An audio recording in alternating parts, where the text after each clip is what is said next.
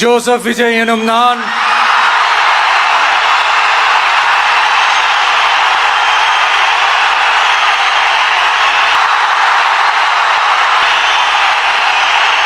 சட்டப்படி அமைக்கப்பெற்ற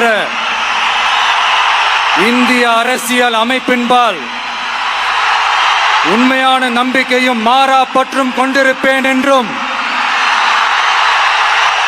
இந்திய நாட்டின் ஒப்பில்லாத முழு முதல் ஆட்சியையும் ஒருமையையும் நிலை நிறுத்துவேன் என்றும் தமிழ்நாட்டு அரசின் முதலமைச்சராக உண்மையாகவும் உளச்சான்றின்படியும் என் கடமைகளை நிறைவேற்றுவேன் என்றும்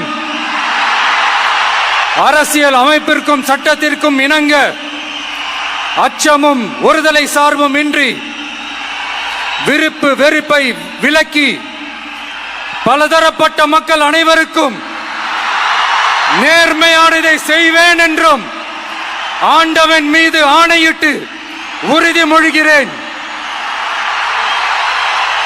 இந்த வீடியோ பிடிச்சிருந்தா மறக்காம சப்ஸ்கிரைப் பண்ணுங்க மக்களே.